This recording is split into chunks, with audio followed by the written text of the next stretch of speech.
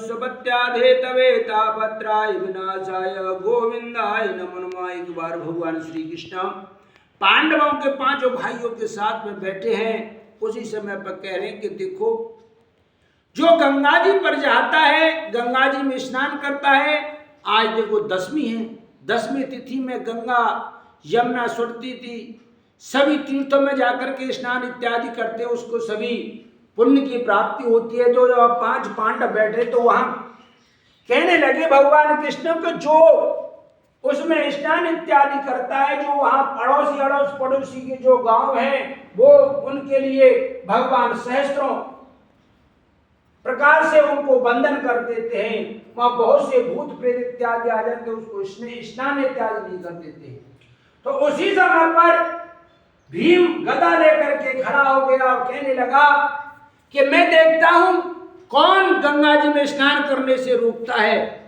तो सुबह से और गदा लेकर के और शाम तक खड़ा रहा, और संध्या के समय पर भगवान कृष्ण के पास में आकर के कहने लगे कि प्रभु, आप कह रहे थे कि वहां दुष्ट प्रवृत्ति के आदमी स्नान नहीं करने देते। मैं सुबह से शाम तक खड़ा रहा, पर मुझे तो कोई गंगा जी में स्नान करते नहीं रोका। उसी समय तो भगवान श्री कृष्ण कहने लगे, आप ये बताइए भीम कि आपने देखा और वहां देख करके स्नान जनता करती रही, तो आप ये बताइए क्या आपने स्नान किया? आपने गंगा मां को प्रणाम किया? क्या आपने अपने पितरों को जल दिया? उसी समय पर भीम के छक्के छुड़ गए, कहने लगे कि प्रभु, मैंने तो स्नान नहीं किया। सबसे ज्यादा प्रकोप तो तुम पे हो गया कि तुमने स्नान इत्यादि जब गंगा जी के पास में गए और गंगा जी में जाकर के स्नान नहीं किया।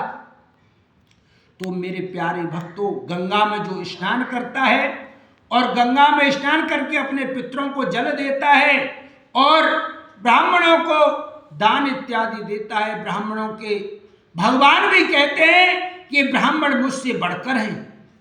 जो ब्राह्मण को गंगा दशहरा पर और तरबूजे का दान करता है, वस्त्रों का दान करता है, द्रव्य का, सोना चांदी का दान करता है, उसकी सभी पाप समाप्त होकर के और जब शरीर पूरा होता है तो यमराज उनके लिए देते हैं। कभी भी जिन्होंने दान नहीं किया और कभी गंगा यमुना में स्नान नहीं किया, तो उनके लिए तो घोर नरक में जाना ही जाना है। तो मेरे प्यारे भक्तों, हम ऐसा स्मरण करें कि गंगा दशहरा पर गंगा में जाकर के स्नान इत्यादि करें। वहां ना जा सकें तो बाल्टी में और गंगा जी डाल करके स्नान इत्यादि करें।